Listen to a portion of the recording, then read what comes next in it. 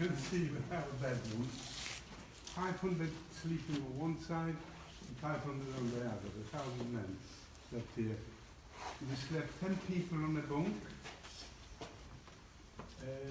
no mattresses, no cushions, and we slept on the board.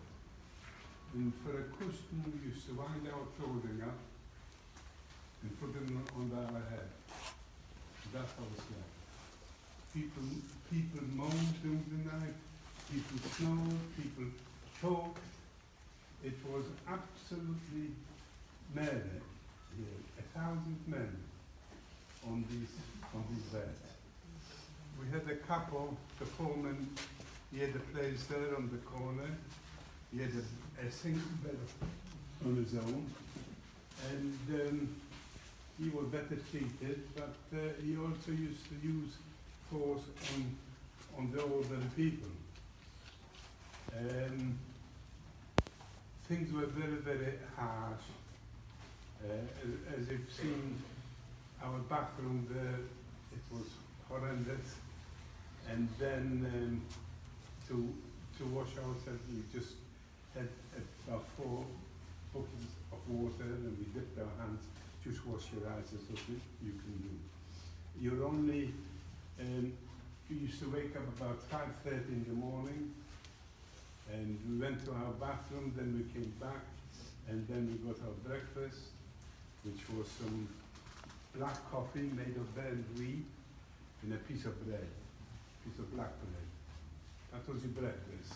Lunchtime, you got some water, the soup, a few leaves swimming around. That's what it is. And you're hoping that when he gets the soup, that it gets deeper down to get a bit thicker, the thing. And that went in from day to day. Nothing for evening meal. Lunchtime was your meal, and that was it. We had to stand outside, be counted, sometimes an hour, sometimes 2 hours. Summertime wasn't bad, but winter time, minus 23, minus 25 degrees, minus, heavy snow, and you stood there in a pajama and no hair, your hair was shaved off, and you stood there for an hour, or sometimes 2 hours. All depends if it tallied, okay, if it didn't, and people died in the meantime, standing up. And they took them, every morning they brought a cart and took the bodies away, the dead bodies. You saw about 6, 7 bodies onto the cart and took them to the crematorium then. And that was a system every day. And more people came, transport, and we could see them every day.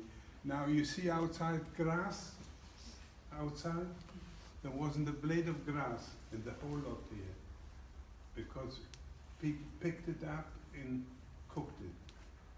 Not a blade of grass. Now you can see grass growing outside, and it's absolutely fantastic. And we had 3 cordons of assessment guarding us. On the towers was a machine gun, then there was another one with guns underneath, and then another one as well. So 3 cordons guard.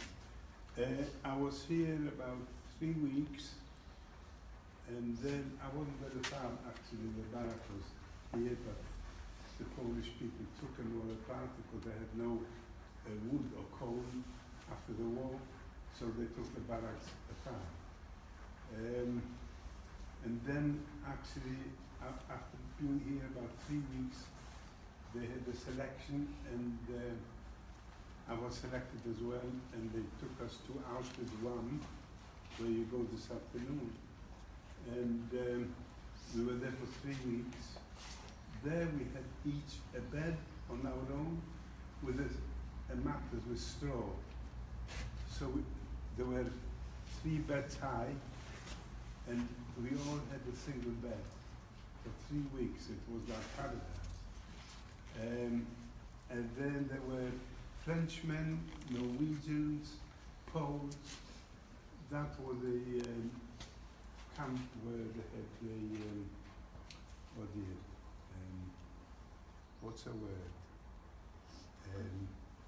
Prisoners of People, war. huh? Prisoners of war. No, not prisoners of war, no. What's that other word for prisoners? Inmates?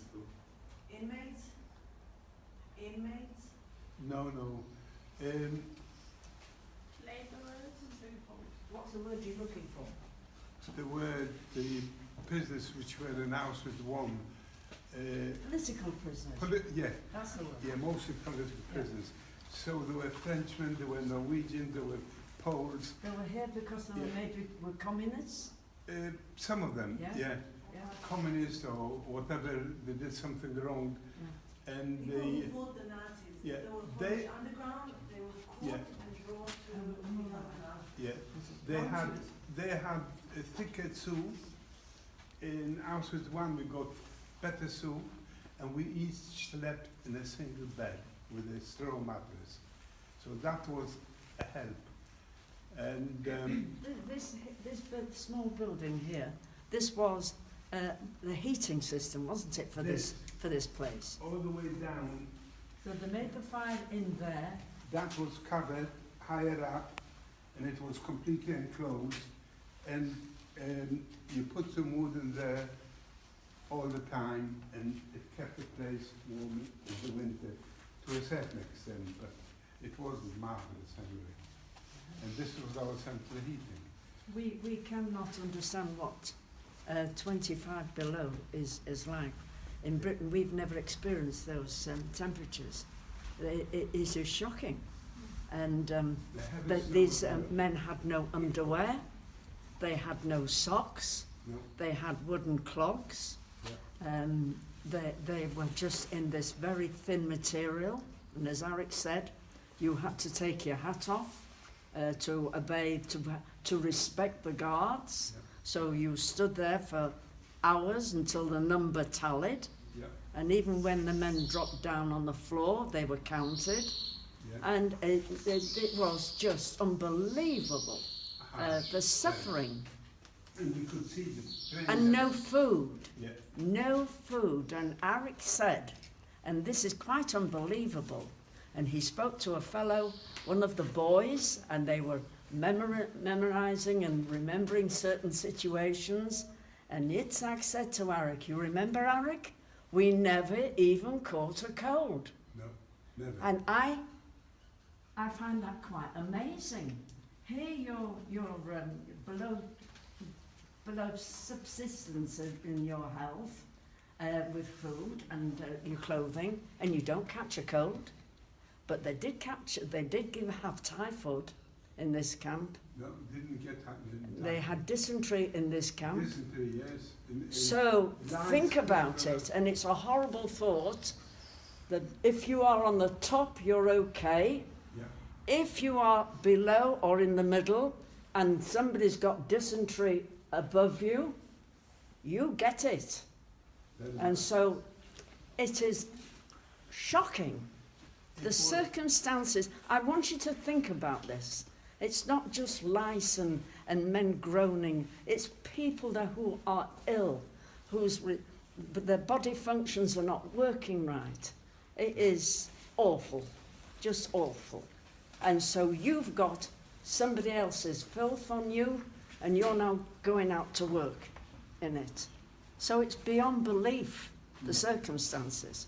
And also we could see the trains coming in and groups of people walking to the left, they went to their death, to the right, they were picked to work. And if they'd had enough, they walked to the electric fence in the morning And touched it, and finished everything. yeah. And within few seconds they were dead. How did you choose which layer to sleep on? Was it designated or was it just first come, first serve? How was that organised? Where you slept? Yeah. No, Like which layer? you just slept the first place you could find. Was there preference? Like Huh? did people, was there one that people wanted more than another? Did people want to be on the top or people want to be on the bottom, or is it just whatever? Well, you try to be on the top because you don't get any problems Yeah, coming down. But yeah, I was on the top actually. I was with about 8, 9 people. I was on the top. And did it stay the same every night? Or was Every it night. Every Yes. night the same. Yes. Until we were shifted to other places. And there were selections as well. And don't think because they were little boys, young boys, that people had sympathy. The No. rest of the prisoners, there's a word in Yiddish, they had their own sorrows. Yeah. They were laying there thinking, what has happened to my wife and my children? And they knew. And then after a very short time, they realised what had happened to their following day wives they and their knew. children, and they just were bereft. Yeah. They had nothing really to live for. Yeah. They were trying to keep alive from each day to day, but they really didn't care about their lives. People walked around here, all the way down there and back,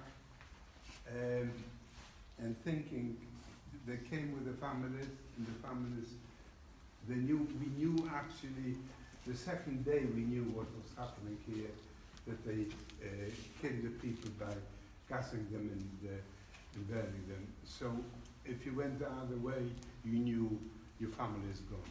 So you can imagine the mental, or we can't imagine the mental grief that these people are suffering in here. Terrible. Any questions? Come on, this is the moment. You know, Arek can't do this forever.